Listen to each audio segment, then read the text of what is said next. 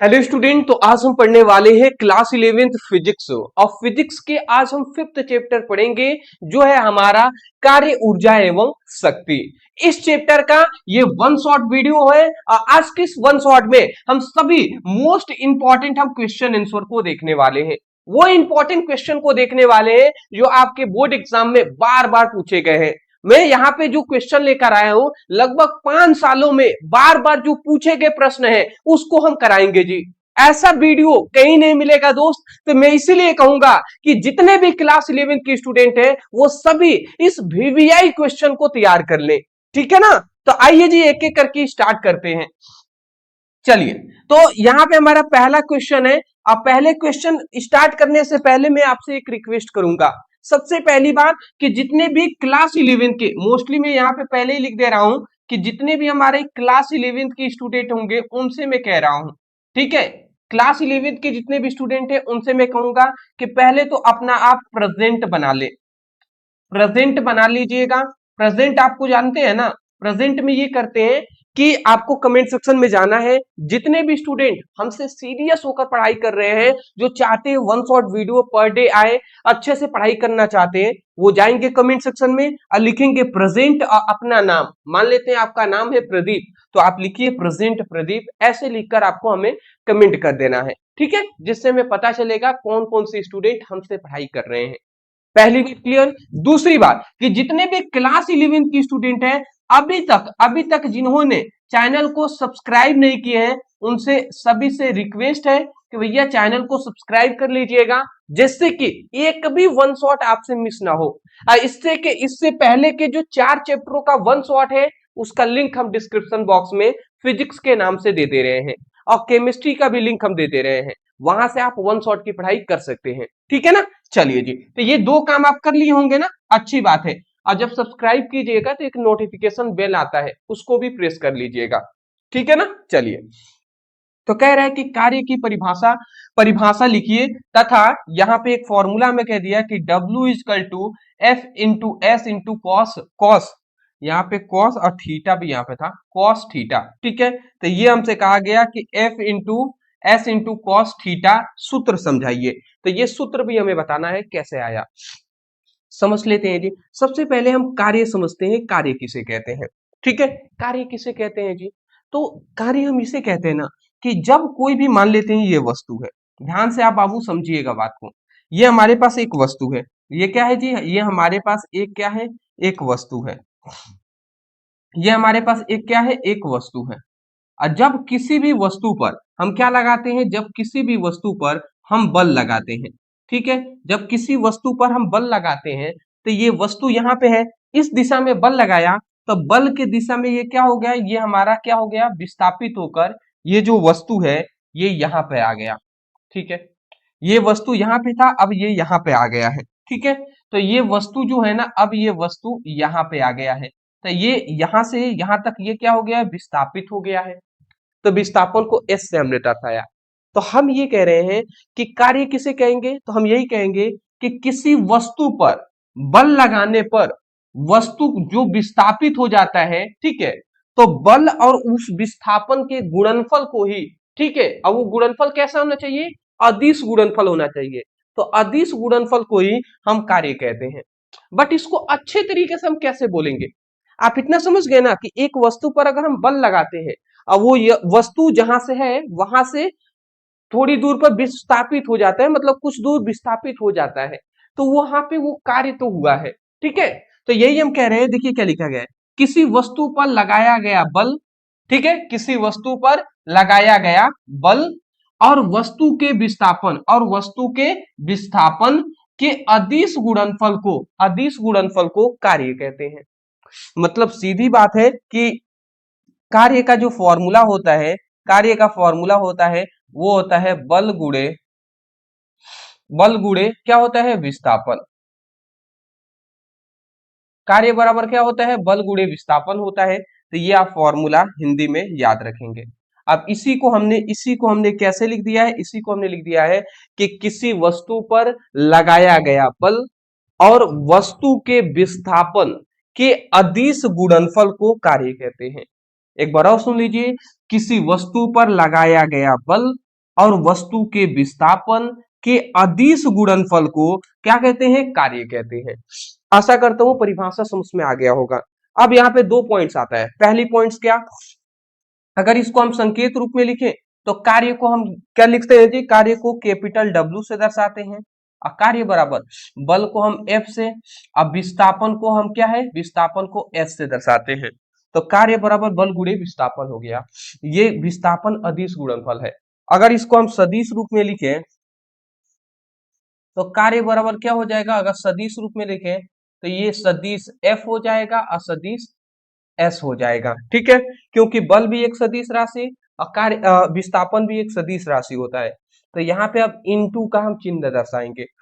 इसी को अगर हम केवल अदिश रूप में अगर हम लिखें, अदिश रूप में, तो हम कैसे इसको लिख सकते हैं, ये एफ एस और यहाँ पे एक cos थीटा एक हमारा आ जाता है। अदिश गुणनफल के लिए ये हमारा है, ये बिंदु क्या है, अदिश गुणनफल को दर्शाता है। ठीक है, तो कार्य बराबर बल गुणे विस्थापन और cos थीटा हो जाएगा। जहां पर ये थीटा क्या है, मान लेते हैं एक वस्तु पर, ये हमारे पास एक वस्तु है, इस पर मान लेते हैं हमने इस दिशा में बल लगाया, बल इस दिशा में लगाया, अब वस्तु जो है वो इधर चला गया।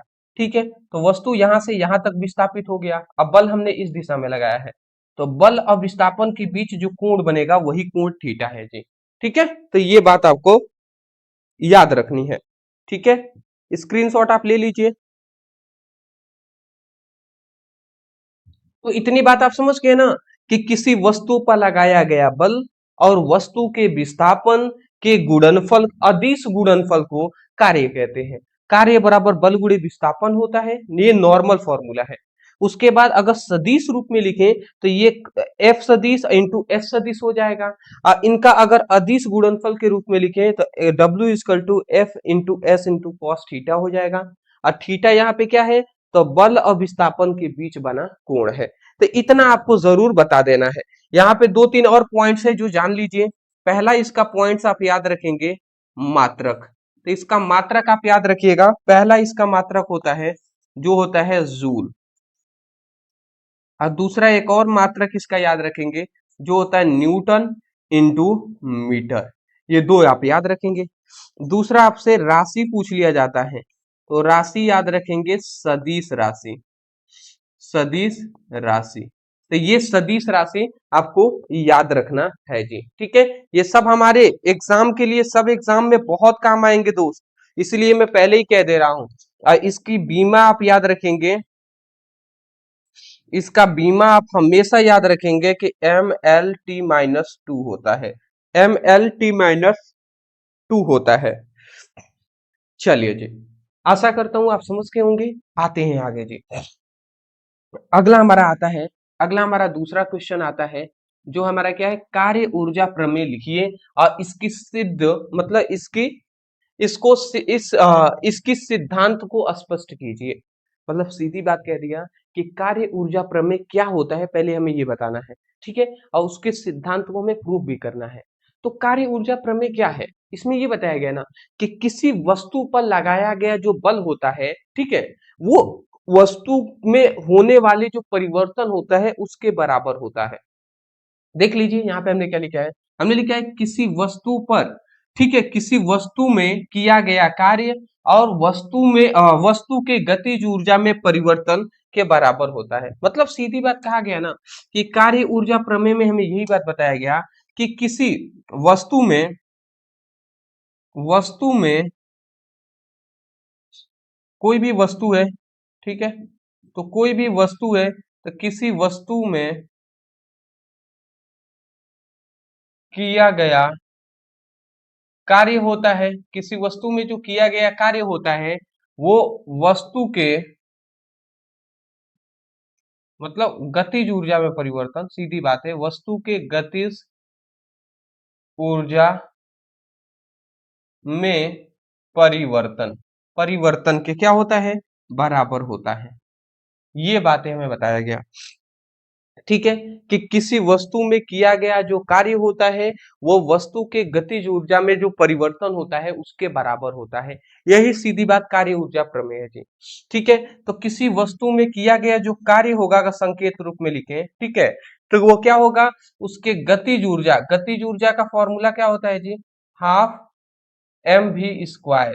तो गतिज ऊर्जा में परिवर्तन के बराबर होता है। तो यहां से हमें क्या मिला, ये फॉर्मूला मिला, ये हमें फॉर्मूला मिला, ये हमें फॉर्मूला मिला जी कि W equal to half mv²। तो ये हमारा कार्य ऊर्जा प्रमेय का क्या होता है, फॉर्मूला होता है। ठीक है, तो ये अगर आप लिखना चाहें तो इसको लिख सकते हैं। अब ये सीधी बात कहें ना, अगर आप थोड़ा सा सोचे ऐसे, कैसे सोचे हम, अच्छा एक चीज हम आपसे कह रहे हैं, ये गतिज ऊर्जा है, गतिज ऊर्जा में परिवर्तन, गतिज ऊर्जा का फॉर्मूला क्या होता है, हाफ mv² जो हमने कहा। और गतिज ऊर्जा को कैसे दर्शाते हैं जी, काइनेटिक एनर्जी से।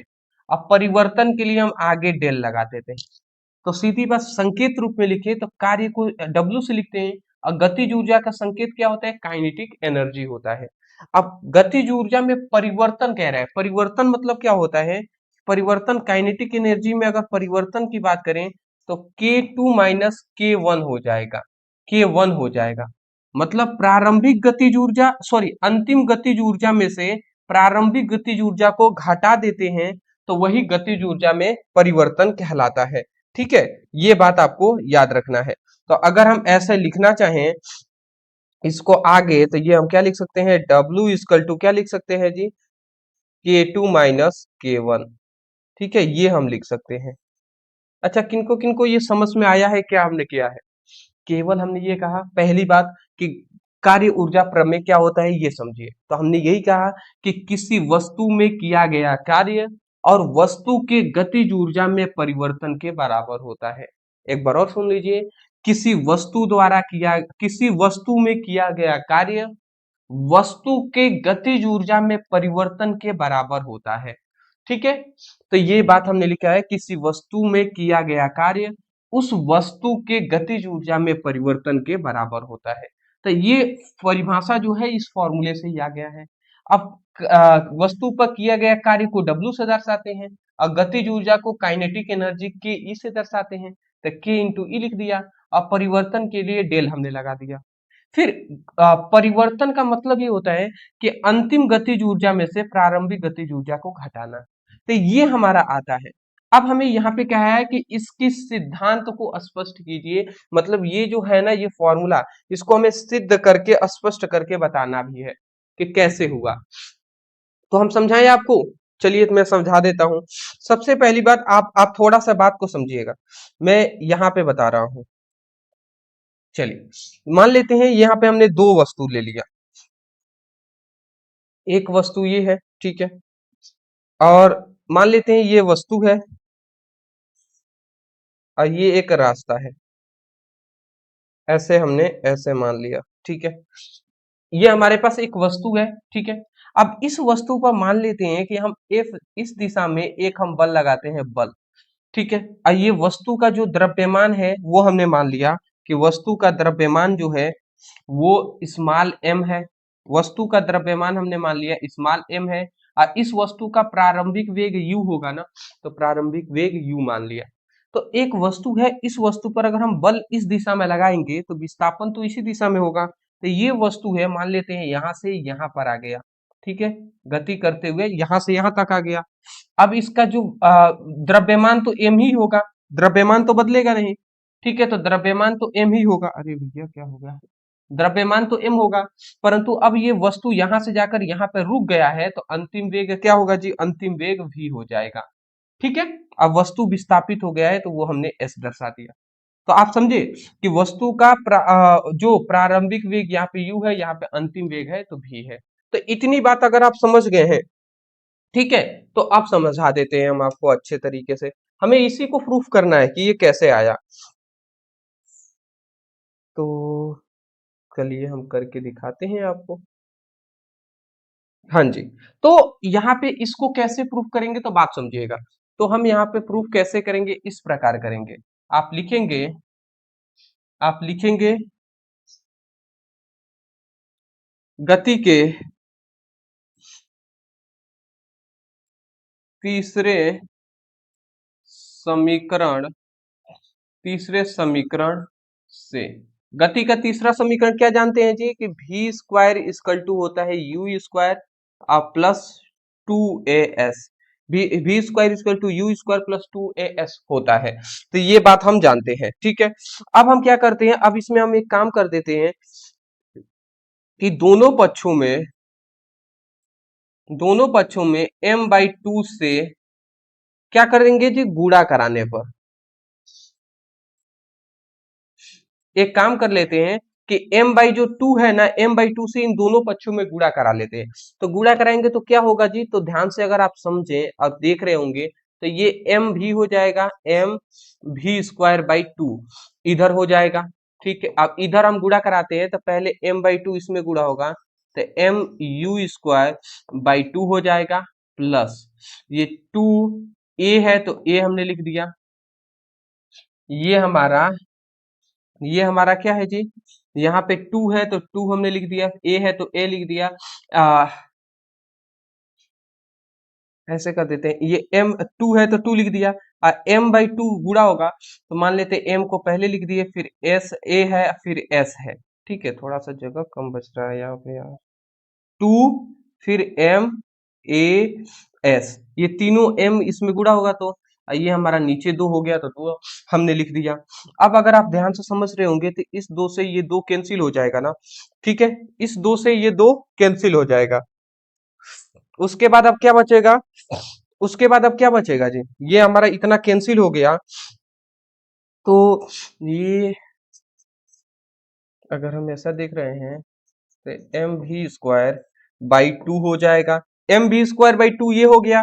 और ये mu²/2 अगर ये प्लस में है, इधर आएगा तो माइनस में हो जाएगा, तो माइनस में mu² बाई क्या हो जाएगा, 2 हो जाएगा, ठीक है। और इस कल टू में ये यहाँ पे क्या बचा, m/s, यहाँ पे केवल बचा m/a/s, ये हमारा बच गया, ठीक है। हम इतनी बेसिक बात, एक बात हम जानते हैं कि यहाँ पे हम ये जानते हैं कि बल बराबर क्या होता है, द्रव्यमान गुणे त्वरण होता है। बल बराबर द्रव्यमान गुणे त्वरण होता है, तो ये m/a की जगह पर हम f लिख सकते हैं ना, तो यही हम काम कर देंगे। तो यहाँ पे हम क्या लिख देंगे, यहाँ पे हम लिख देते हैं f इंटू क्या है, f इंटू यहाँ पे कुछ नहीं तो गुणा s है, तो f इंटू s है। यहाँ पे अगर हम देखें तो इसको हम क्या लिख सकते हैं जी, इसको अगर हम करें तो इसको ऐसे हमने कर दिया, बल गुणे विस्थापन, तो इसको अगर हम करें तो इसको ऐसे ही लिख देते हैं, mv²/2 माइनस mu²/2। अब एक और बात हम जानते हैं, कार्य बराबर क्या होता है, बल गुणे विस्थापन होता है, ये बात हम जानते हैं। तो बल गुणे विस्थापन की जगह पर हम W लिख सकते हैं, तो इसके जगह पर हम W लिख देते हैं, लिख देंगे ना, बिल्कुल लिख सकते हैं।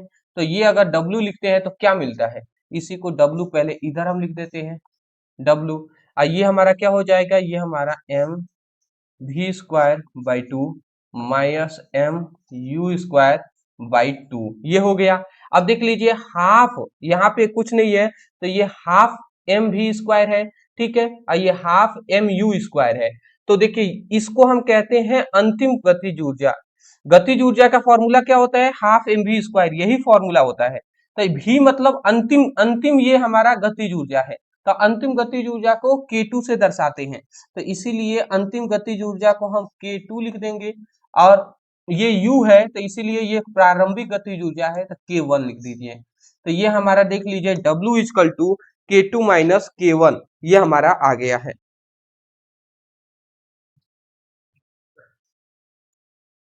बात जिनको जिनको समझ में आ गया है अच्छी बात है जी। चलिए, तो यहाँ पे हमने कुछ नहीं किया है, यहाँ पे हमने केवल गुणा भाग किया है। क्या हमने किया है, हमने गति का तीसरा समीकरण लगा दिया है, और m/2 से हमने दोनों पक्षों में गुणा करा दिए हैं। गुणा कराएंगे तो 2 से ये 2 कैंसिल हो जाएगा, शेष राशि को हमने केवल उतार दिया है। अब बल बराबर होता है द्रव्यमान गुणे त्वरण, तो ma की जगह पे f लिख दिया। अब बल गुणे विस्थापन किसका होता है जी, कार्य बराबर होता है, तो यही W इसके जगह पे, तो W इक्वल टू, इसको हमने सीधा करके अच्छे से लिख दिया है, mv²/2 माइनस mu²/2। हम इतनी बात जानते हैं, ये हमारा अंतिम गतिज ऊर्जा हो जाएगा, ये प्रारंभिक गतिज ऊर्जा, तो ये हमने लिख दिया। और यहाँ पे हम लिख देंगे प्रूव्ड, ये हमारा प्रूव्ड हो गया। तो ये हमारा ऐसे ही नहीं पूछा जाता, ये हमारा 5 मार्क्स में पूछे जाते हैं। अब 5 मार्क्स ऐसे तो मिलेंगे नहीं, मेहनत करना पड़ेगा। तो आप सबसे पहले ये लिखेंगे, फिर ये लाइन, फिर ये लाइन। अब इसको प्रूफ करने के लिए आप आएंगे तो ऊपर लिखेंगे प्रूफ, और उसके बाद यहाँ पे लिखेंगे गति का तीसरा समीकरण, फिर ये लाइन, फिर ये लाइन जी। ठीक है, चलिए चलिए जी, अच्छी बात है। तो एक एक करके हम समझते हुए चलेंगे जी। ठीक है, चलिए। मुझे थोड़ी सी, थोड़ा नहीं बहुत ज्यादा सर्दी हो गया है, और सर्दी की वजह से थोड़ी दिक्कत है, बट कोई नहीं जी। मैंने मैं चाहता हूँ ना कि आपको पढ़ाया जाए, किसी भी हालात में रहूं, अगर मैं ठीक हूँ, बोल सकता हूँ, तो मैं पढ़ाने का प्रयास करता हूँ। तो मैं ये चाहूंगा कि जितने भी क्लास 11th के स्टूडेंट हैं, समझ में तो आ रहा है ना? अगर आ रहा होगा तो मन से पढ़ाई कीजिएगा, मन करे या ना करे आप पढ़ाई कीजिए। बशर्ते मैं तो इतना ही कहूंगा, पढ़ना बहुत जरूरी है दोस्त। जितने भी स्टूडेंट हैं जो 11th की पढ़ाई कर रहे हैं, आप सही समय में जग गए हैं। बहुत सारे स्टूडेंट हैं जो क्लास 12th के अंतिम महीना बचता है तब वो जगते हैं। तो आप अच्छे तरीके से अच्छे समय में जग गए हैं। जगने का मतलब यही है कि आप समझ गए हैं कि पढ़ना जरूरी है। तो पढ़ाई करिए और मन से करिए, इतना मन से करिए ना कि सच में आप क्लास 11th के साथ साथ क्लास 12th में भी एक अच्छा नंबर आप लाएं, और फिर अपने लाइफ में कुछ अच्छा बेहतर कर सके। समझ गए होंगे ना? चलिए जी, अगला हमारा आता है तीसरा। तीसरा हमारा क्वेश्चन है, गतिज ऊर्जा का सूत्र व्युत्पन्न कीजिए। गतिज ऊर्जा, अब गतिज ऊर्जा का सूत्र को हमें क्या करना है? व्युत्पन्न करना है, मतलब इसको कैसे इसकी उत्पत्ति हुआ है पूरा बताना है। तो सॉरी, गतिज ऊर्जा किसे कहेंगे जी? तो हमने लिखा है, किसी गतिशील वस्तु के गति के कारण जो ऊर्जा, सॉरी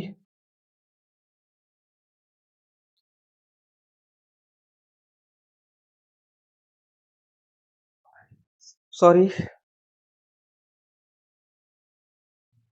माफी चाहूंगा मैं।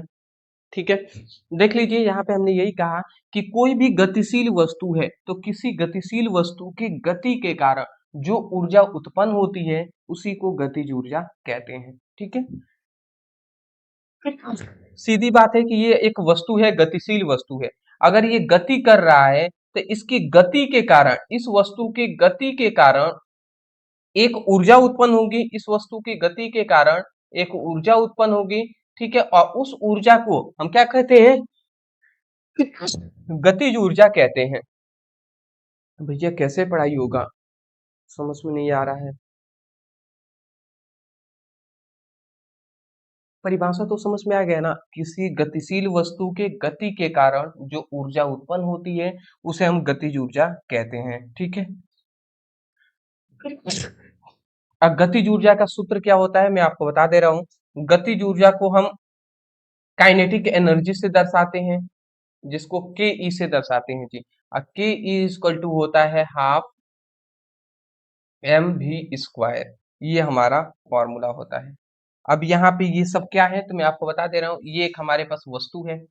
इस वस्तु का द्रव्यमान हमने मान लिया कि इस वस्तु का द्रव्यमान है m। ठीक है, इस वस्तु का जो वेग है, प्रारंभिक वेग हमने मान लिया u, और इसका अंतिम वेग है v, ऐसा हमने मान लिया है। ठीक है, तो ये हमारा होता है। अब इसको हमें क्या करना है, यहाँ पे कह रहा है ना सूत्र को व्युत्पन्न कीजिए। अब हमें इसको प्रूव भी करना है, कैसे आएगा? ठीक है, तो चलिए हम प्रूफ कर लेते हैं। तो यहाँ पे हम लिखेंगे सिद्ध। अब सिद्ध करके हमें दिखाना है कि ये फॉर्मूला कैसे आया है। ठीक है, तो हम क्या लिखेंगे, तब हम जानते हैं, हम एक चीज जानते हैं, आ, गति के तीसरे समीकरण से, गति के तीसरे समीकरण से हम क्या जानते हैं? हम जानते हैं फॉर्मूला होता है v square is equal to u square plus 2as, ये होता है। हम इतनी बात हम जानते ही हैं, v equal to u square plus 2as होता है।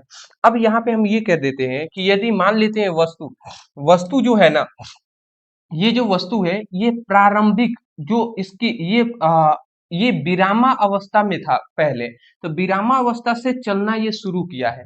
तो अगर कोई भी वस्तु विरामा अवस्था से चलना शुरू करता है तो वहां पे u का मान 0 हो जाता है। ठीक है, तो यहाँ पे यही हम कंडीशन लगा देंगे कि यदि वस्तु विराम अवस्था से चलना क्या करता है, शुरू करता है। ठीक है, विरामावस्था से चलना शुरू करता है, तो उस समय से क्या होगा जी, उस समय भी square equal to u square, u के जगह पर 0 हो जाएगा। ठीक है, क्योंकि विरामावस्था से चलना शुरू करने का मतलब है ना कि u का मान 0 हो जाएगा, तो ये u का मान 0 हो जाएगा यहाँ पे। अब u का मान अगर 0 होगा तो अब इस पे u का, इसमें हम पुटअप करेंगे मान को, तो मान को पुटअप करते हैं तो देख लेते हैं क्या मिलता है। तो ये मिल जाएगा भी स्क्वायर इक्वल टू यू के पावर 2। ठीक है, 0 का पावर 2 हो जाएगा और प्लस 2as हो जाएगा, इतना हो जाएगा। अब इसका कोई मतलब नहीं है, 0 के स्क्वायर का मतलब कोई मतलब नहीं है, तो ये अगर हट जाएगा तो ये क्या हो जाएगा, भी स्क्वायर इक्वल टू 2as हो जाएगा, ये हो जाएगा। अब ये दो इधर गुणा में है, इधर आएगा तो भाग करा देगा, तो यहाँ पे as का जो मान आएगा वो भी स्क्वायर बाई 2 आ जाएगा, ये हमारा इतना आ जाएगा, आएगा ना। अब इसको हम समीकरण फर्स्ट मान लेते हैं। अब हम क्या कर लेते हैं, ये हमारा इतना तो हमारा आ गया। ठीक है, अब जैसे ही इतना आया तो अब हम यहाँ पे एक फॉर्मूला लगा देंगे। क्या फॉर्मूला लगा देंगे, तब हम जानते हैं तब कार्य। अब कार्य का फॉर्मूला लगा देंगे, तो कार्य बराबर हम जानते हैं, कार्य बराबर क्या होता है, बल गुणे विस्थापन होता है। कार्य बराबर क्या होता है, बल गुणे विस्थापन होता है। ठीक है, अब हम एक और चीज जानते हैं, क्या दोस्त हम जानते हैं, आप जानते होंगे, यहाँ पे लिखता हूं, कार्य ये W है। ठीक है, अब बल बराबर क्या होता है, द्रव्यमान गुणे त्वरण, मतलब F इक्वल टू होता है M इंटू ए। ठीक है, मतलब एम ए होता है ना, बल बराबर द्रव्यमान, अरे भैया, द्रव्यमान गुणे त्वरण ये होता है। तो बल के जगह पर एम ए और फिर एस, ये हमने लिख दिया, एम ए लिख दिया, बल के जगह पर एस है तो एस हमने लिख दिया। अब आप हमें बताइए, ये हमारा ए एस, यहाँ पे ए एस लिखा गया ना, यहाँ पे देखिए ए एस का जो वैल्यू है वो भी स्क्वायर बाई 2 है, भी स्क्वायर बाई 2 है, तो ए एस के जगह पर भी स्क्वायर बाई 2 लिख सकते हैं, बिल्कुल लिख सकते हैं। तो यही अगर हम लिखते हैं तो ये हमारा क्या हो जाएगा, एम भी स्क्वायर बाई 2 हो जाएगा। एम भी स्क्वायर का मतलब क्या है, इसका मतलब यही है दोस्त, इसका मतलब यही है कि डब्ल्यू इक्वल टू क्या हो जाएगा, ये हमारा, ये नीचे 2 है तो इसका मतलब 1/2 है, तो इसको पहले साइड कर दिए, एम भी स्क्वायर कर दिए, तो यहाँ पे ये हमारा किसका मान निकल गया जी, ये हमारा कार्य बराबर, कार्य का मान निकल गया, तो कार्य का मान हो जाएगा हाफ एम वी स्क्वायर। हम ये जानते हैं कि किसी वस्तु पर जो किया गया कार्य, ठीक है, किसी वस्तु पर जो, यहाँ पे ये पहली बात, जो कार्य होता है ना वो ऊर्जा के बराबर होता है। ठीक है, तो कार्य जो होता है वो ऊर्जा के बराबर होता है, ये बात हम जानते हैं, क्योंकि किसी वस्तु पर किया गया जो कार्य होता है उसी को हम ऊर्जा कहते हैं। तो चूंकि हम जानते हैं, क्या हम जानते हैं जी, कि कार्य जो होता है वो गतिज ऊर्जा के बराबर होता है। ठीक है, ये हम बात जानते हैं, तो इसीलिए कार्य की जगह पर हम काइनेटिक एनर्जी भी लिख सकते हैं, तो यही हम लिख देते हैं, काइनेटिक एनर्जी इक्वल टू क्या हो जाएगा, हाफ एम वी स्क्वायर।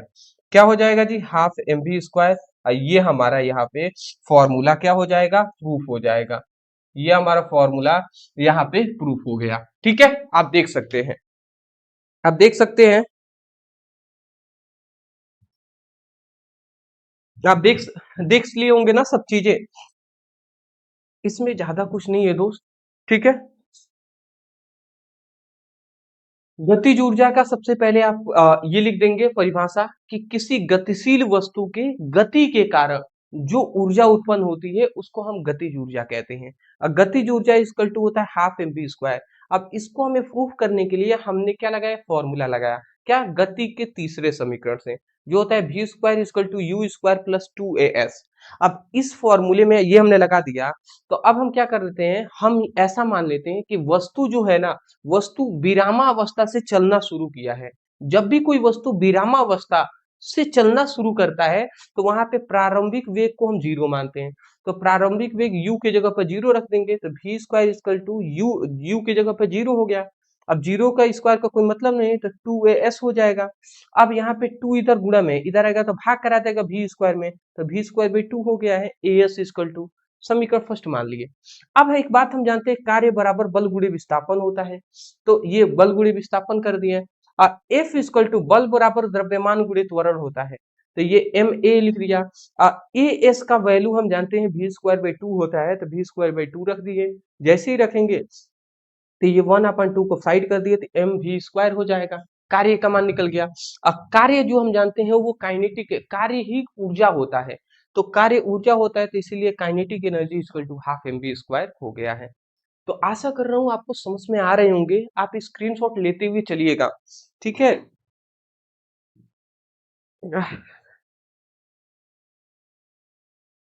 बहुत दिक्कत है भैया, ठीक है, कोई नहीं जी। अगला हमारा क्वेश्चन आता है, स्थितिज ऊर्जा क्या है। स्थितिज ऊर्जा U इक्वल टू mgh का व्यंजक समझाइए। अब हमें ये बताना है कि स्थितिज ऊर्जा क्या होता है, ठीक है। स्थितिज ऊर्जा वैसे ही है जी, ठीक है, कि किसी स्थिर वस्तु के स्थिर के कारण जो ऊर्जा उत्पन्न होती है उसी को हम स्थितिज ऊर्जा कहते हैं। कोई वस्तु है जो स्थिर है, स्थिर मतलब रुका हुआ है, तो इस किसी स्थिर वस्तु के स्थिर के कारण किसी स्थिर वस्तु के स्थिर के कारण एक ऊर्जा उत्पन्न होती है, और उस ऊर्जा का नाम क्या है, उस ऊर्जा को हम स्थितिज ऊर्जा कहते हैं।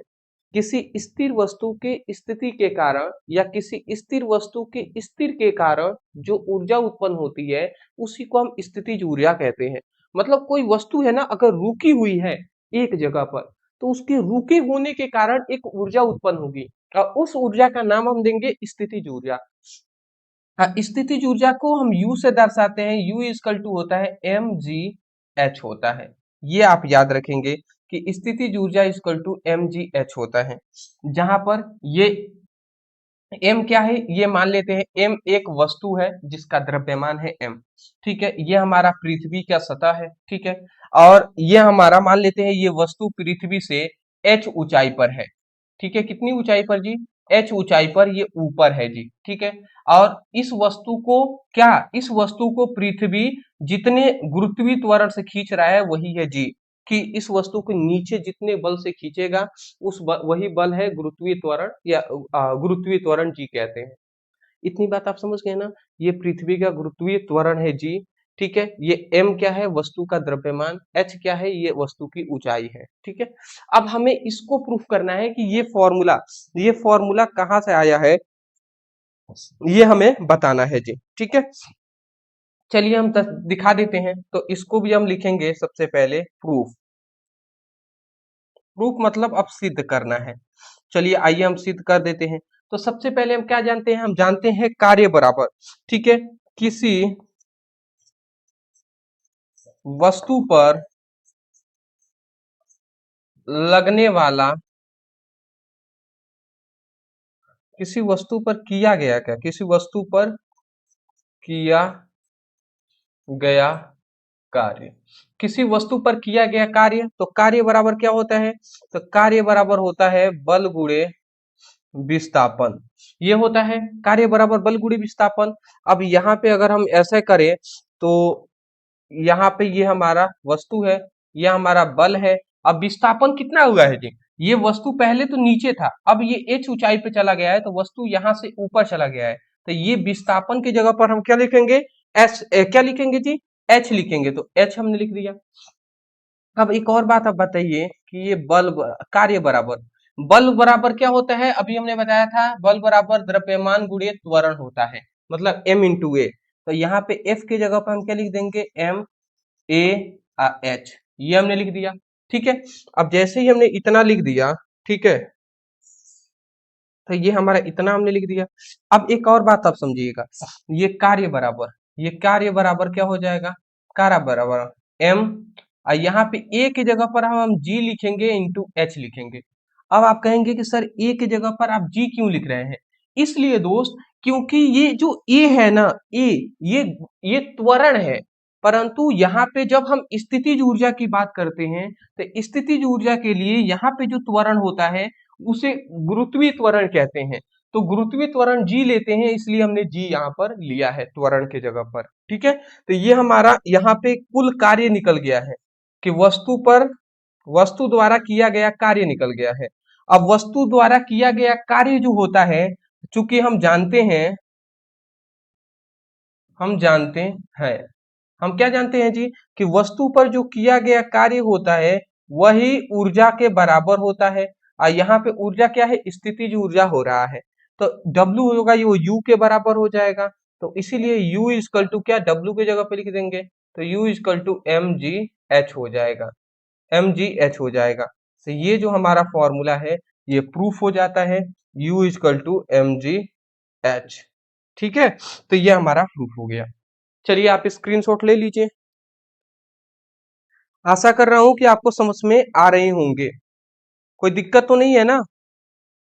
चलिए जी, एक एक करके सब समझेंगे दोस्त, बिल्कुल भी टेंशन नहीं लेना है। थोड़ा सा ऑन ऑन कर देती है। चलिए जी, अगला हमारा फिफ्थ नंबर क्वेश्चन क्या कह रहा है, फिफ्थ नंबर क्वेश्चन कह रहा है ऊर्जा संरक्षण सिद्धांत को उपयुक्त उदाहरण सहित स्पष्ट कीजिए। अब ऊर्जा संरक्षण सिद्धांत को उदाहरण सहित आपको समझाना है कि ऊर्जा संरक्षण का सिद्धांत क्या है। ऊर्जा संरक्षण का सिद्धांत का मतलब होता है, ऊर्जा संरक्षण मतलब होता है सुरक्षित करना। तो ऊर्जा संरक्षण के सिद्धांत में यही हमें बताया गया कि ऊर्जा जो होता है, ध्यान से समझेंगे, इसमें हमें ये बात बताया गया कि जो ऊर्जा होता है ना, उसको ऊर्जा को ना तो नष्ट कर सकते हैं और ना ही ऊर्जा को उत्पन्न कर सकते हैं, ना ही हम ऊर्जा को उत्पन्न कर सकते हैं, बल्कि ऊर्जा जो होती है, बल्कि जो ऊर्जा होती है, ऊर्जा ऊर्जा तो ऊर्जा को एक रूप से हम दूसरे रूप में क्या करते हैं, बदलते हैं। ऊर्जा को एक रूप से दूसरे रूप में हम क्या करते हैं, एक रूप से हम दूसरे रूप में ऊर्जा को बदलते हैं। ठीक है, यही बात बताया गया। तो ऊर्जा को हम ना तो नष्ट कर सकते हैं, ना ही उत्पन्न कर सकते हैं, बल्कि ऊर्जा को एक रूप से दूसरे रूप में हम बदलते हैं जी। तो वही याद यहाँ पे लिखा गया है कि इस सिद्धांत के अनुसार ऊर्जा को ना तो उत्पन्न किया जा सकता है, ना ही नष्ट किया जा सकता है, बल्कि ऊर्जा को एक रूप से दूसरे रूप में परिवर्तित हो सकता है। परिवर्तित मतलब बदला जा सकता है। तो ऊर्जा को न तो उत्पन्न कर सकते हैं, न तो नष्ट किया जा सकता है, बल्कि ऊर्जा को एक रूप से दूसरे रूप में परिवर्तित किया जा सकता है। तो यही बात बताया गया। आशा करता हूँ समझ गए होंगे। अब उदाहरण, जैसे उदाहरण में क्या है, विद्युत बल्ब। अब विद्युत बल्ब क्या करता है, विद्युत बल्ब में क्या होता है, विद्युत बल्ब में विद्युत समाप्त हो जाता है, वो नहीं होता, मतलब विद्युत बल्ब में विद्युत समाप्त नहीं होता, बल्कि प्रकाश और गर्मी के रूप में बाहर निकलता है। बात समझे, जो विद्युत बल्ब में इलेक्ट्रिसिटी विद्युत धारा प्रवाहित होता है, तो जो विद्युत धारा प्रवाहित हम करते हैं वो समाप्त नहीं होता है, वो विद्युत धारा किस में बदल जाता है, तो वो प्रकाश में और गर्मी के रूप में ये बाहर निकलता है। ठीक है, ऐसे ही जो विद्युत मोटर होता है वो विद्युत ऊर्जा तो लेता है, परंतु उसके बाद वो हमें यांत्रिक ऊर्जा भी देता है। ठीक है, यांत्रिक ऊर्जा भी देता है, विद्युत मोटर की सहायता से बहुत सारे कार्य करते हैं, तो वो एक यांत्रिक ऊर्जा हो गया। ठीक है, तो स्क्रीनशॉट ले लीजिए। हाँ जी, ओहो, चलिए अगला हमारा क्या आता है, अगला आता है शक्ति की परिभाषा लिखिए। और शक्ति का फॉर्मूला होता है P equal to f v cos theta. यहाँ पे देखिए थीटा, यहाँ पे भी फिर से मिस्टेक किया गया है, theta, f v cos theta. ठीक है, तो एफ वी कॉस थीटा सूत्र को क्या करना है, हमें स्थापित करना है, हमें इसको प्रूफ करके देना है जी। तो चलिए इसको हम दे देते हैं। तो शक्ति बराबर क्या होता है जी, शक्ति का हमने यहाँ पे फॉर्मूला लिख दिया है। शक्ति बराबर होता है, शक्ति बराबर क्या होता है, किसी वस्तु या व्यक्ति द्वारा किए गए कार्य की दर को शक्ति कहते हैं। ठीक है, मतलब सीधी बात क्या है ना, तो शक्ति बराबर होता है, शक्ति शक्ति बराबर होता है कार्य बटे समय। ठीक है, तो ये शक्ति बराबर क्या होता है, शक्ति बराबर होता है कार्य बटे समय। ठीक है, जब भी याद रखेंगे कि जो समय होता है अगर नीचे दिया गया है तो परिभाषा करते समय उसको हम दर कहते हैं। ठीक है, दर कहते हैं। तो हम ये कह रहे हैं कि कोई भी मान लेते हैं एक वस्तु है, ठीक है, ये हमारे पास एक वस्तु है और इस वस्तु पर कोई कार्य हो रहा है, इस वस्तु पर कोई कार्य हो रहा है। तो हम ये कह रहे हैं कि किसी वस्तु द्वारा किया गया कार्य, ठीक है, कि कोई भी वस्तु है या कोई भी व्यक्ति है, तो किसी व्यक्ति या वस्तु द्वारा किए गए कार्य के, मतलब किसी व्यक्ति या वस्तु द्वारा कार्य करने की जो दर है ना, उसी दर को हम शक्ति कहते हैं। ठीक है, एक बार और सुन लीजिए, हमने क्या बताया कि किसी वस्तु या व्यक्ति द्वारा कार्य करने की दर को शक्ति कहते हैं। ठीक है, तो वही हमने लिख दिया है शक्ति का परिभाषा कि किसी वस्तु या व्यक्ति द्वारा कार्य करने की दर को क्या कहते हैं जी, शक्ति कहते हैं। ठीक है, या एक और परिभाषा आप बोल सकते हैं, क्या बोल सकते हैं, आप ये कह सकते हैं कि अगर समय के मान को, समय का जो मान है जो टी, उसको हम एक ले लेते हैं, एक मतलब एकांक, एकांक हम ले सकते हैं। ठीक है, एक मतलब क्या है, एक को हम क्या कहते हैं जी, एकांक कहते हैं। तो अगर समय के मान को एक ले लें तो उस समय पर जो कार्य होगा ना, उस समय पर जो कार्य होगा वो शक्ति के बराबर होगा। बात आप समझ रहे हैं कि नहीं, शक्ति के बराबर होगा कि नहीं जी। तो इससे हम ये कह रहे हैं जैसे कि समय की जगह पर मान लेते हैं शक्ति P इक्वल टू क्या है, कार्य बटे समय है। अगर समय के मान की जगह पर अगर एक हम ले लेते हैं तो W/1, वन का कोई मतलब नहीं, तो उस समय पे क्या होगा, जो शक्ति होगा वो कार्य के बराबर हो जाएगा, होगा ना, तो वही कार्य के बराबर हो जाएगा शक्ति। तो वही हम कह रहे हैं, इसको परिभाषा हम क्या कह सकते हैं कि एकांक समय में वस्तु द्वारा किए गए कार्य को शक्ति कहते हैं। क्या कह सकते हैं जी, यहां से एक और बोल सकते हैं कि एकांक समय में वस्तु द्वारा किया गया कार्य शक्ति कहलाता है।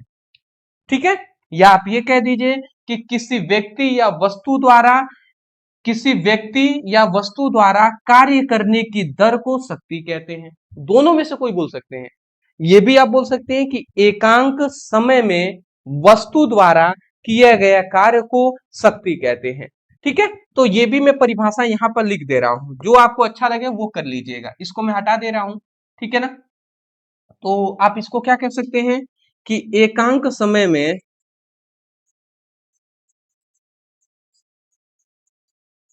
किसी वस्तु या व्यक्ति भी लिख दे रहे हैं, किसी वस्तु या व्यक्ति द्वारा कार्य करने अ, किसी व्यक्ति या वस्तु द्वारा कार्य करना, एकांक समय में किसी व्यक्ति या वस्तु द्वारा कार्य।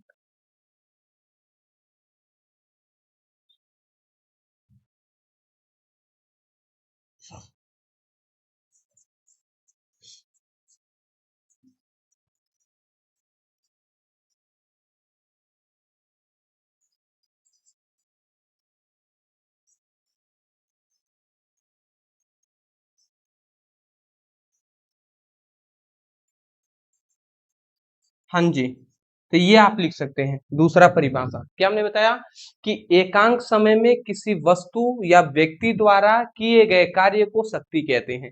तो या तो ये लिख दे या तो ये लिख दे, दोनों सही है, ये परिभाषा फॉर्मूला लिख लीजिएगा। अब यहाँ पे थोड़ा सा मैं आपको बता देता हूँ, शक्ति को हम P से दर्शाते हैं। अब P इक्वल टू क्या होता है, W बाई क्या होता है, T होता है। तो ये संकेत रूप में अगर हम लिखना चाहें तो P इक्वल टू क्या लिख सकते हैं, W/T लिख सकते हैं। ठीक है, तो ये आप याद रखिएगा। अब यहाँ पे एक और दो चीजें आती हैं, ध्यान से समझेंगे। हमें यहाँ पे कह रहा है ना कि P equal to F into V cos, cos जो थीटा है, कॉस थीटा, इस सूत्र को सिद्ध करना है। तो कैसे हम सिद्ध करेंगे ये भी आप समझ जाइए। ठीक है, समझ जाते हैं जी। तो यहाँ पे अगर हम सिद्ध करने पे आ जाए तो देखिए कैसे करेंगे। ये हमारा P इक्वल टू हो जाएगा। अब कार्य बराबर क्या होता है जी, कार्य का हम फॉर्मूला जानते हैं, बल गुणे विस्थापन इंटू कॉस थीटा, ये हम जानते हैं ना। अगर नहीं याद आ रहा है तो मैं आपको पीछे ले चलता हूं। कार्य का कार्य पीछे है क्या, यहाँ पे है। देख लीजिए कार्य का फॉर्मूला होता है F into s into cos theta. ठीक है, तो ये हम कार्य का फॉर्मूला हम जानते हैं इस रूप में। ठीक है, अदिश गुणनफल के रूप में हम इस तरीके से हम जानते हैं। तो यही बात हमने लिख दिया है कि कार्य बराबर F into s into cos theta, ये हम जानते हैं, तो ये हमने लिख दिया। अब बटे क्या है, ये समय है, समय को स्मॉल टी से दर्शाते हैं। ठीक, स्मॉल टी से ही हम समय को दर्शाते हैं, तो ये हमने दर्शा दिया। अब एक बात हम जानते हैं कि वेग बराबर होता है विस्थापन बटे समय, ये हम जानते हैं। ठीक है, तो यहाँ पे अगर आप देखें तो यहाँ पे ये क्या है, एस बाई टी, मतलब ये विस्थापन है, ये क्या है, समय है। तो विस्थापन बटे समय को जगह पर भी लिख सकते हैं वेग, तो ये वेग लिख सकते हैं। तो इसके जगह पर अगर हम वेग लिखते हैं तो क्या हो जाएगा, P इक्वल टू क्या हो जाएगा जी, अब यहीं पे प्रूफ हो जा रहा है तो यहीं पे लिख देते हैं। P इक्वल टू क्या हो जाएगा, F into v into cos theta, ये हमारा हो जाएगा और ये हमारा क्या हो जाएगा, यही हमारा प्रूफ हो जाएगा। ये हमारा क्या हो जाएगा, प्रूफ हो जाएगा। होगा कि नहीं होगा जी, बिल्कुल हो जाएगा आसानी से। तो ये आप लिख लीजिएगा P equal to m into v into cos theta, आप P equal to f into v into cos theta, तो ये हमारा हो गया। तो कुछ है जी इसमें, बिल्कुल भी कुछ नहीं है, आप स्क्रीनशॉट ले लीजिए।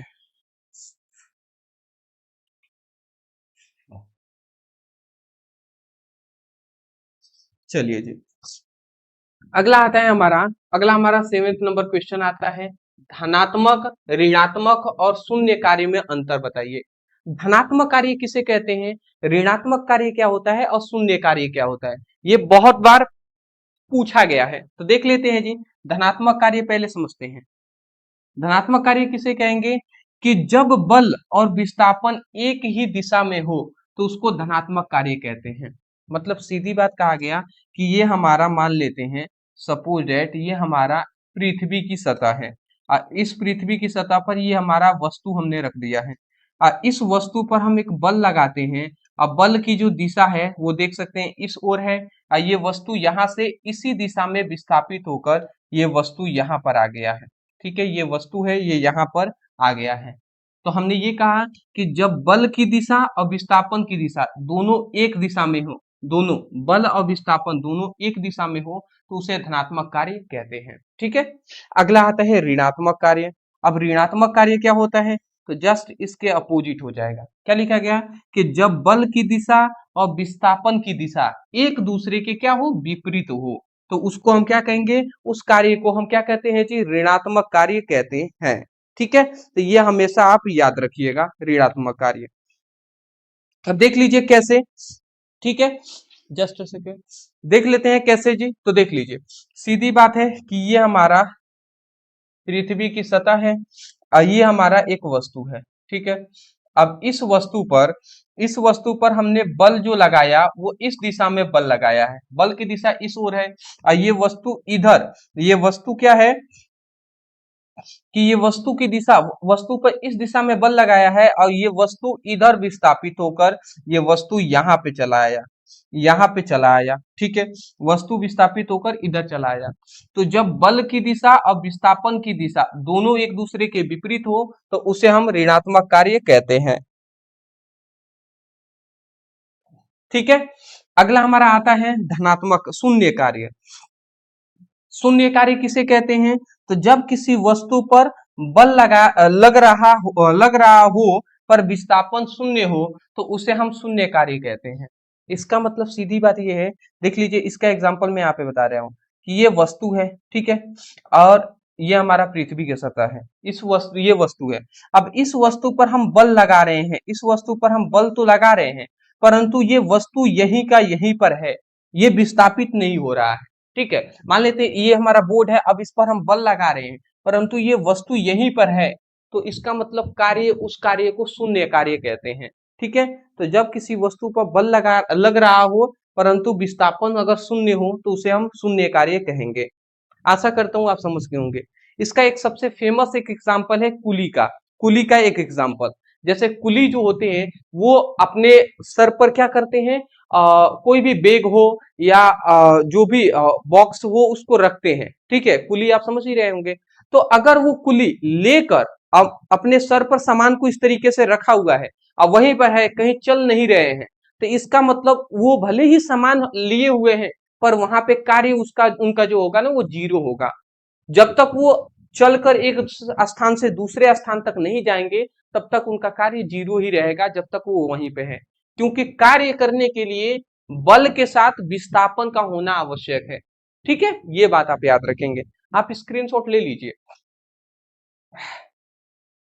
चलिए जी, अगला।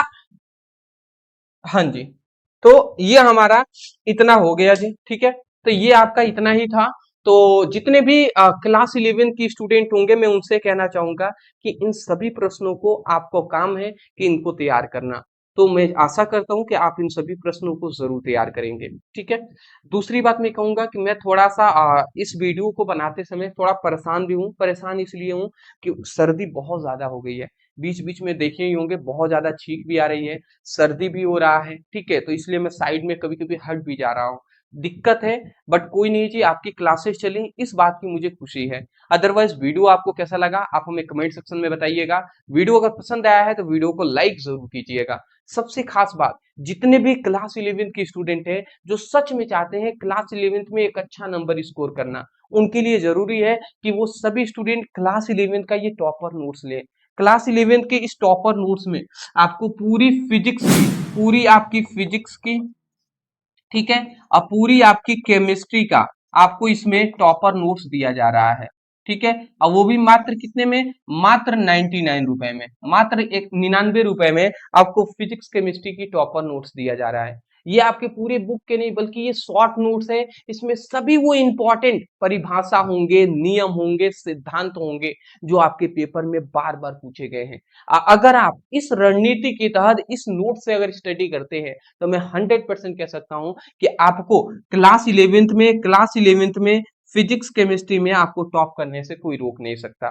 तो चलिए दोस्त, नंबर आपको दिखाई दे रहा है, उस नंबर पे व्हाट्सएप पर मैसेज कर लीजिएगा। वहां पे कहिएगा सर हमें क्लास 11 फिजिक्स केमिस्ट्री की टॉपर नोट चाहिए। जैसे ही आप करेंगे, तुरंत वहां पे एक स्कैनर दिया जाएगा।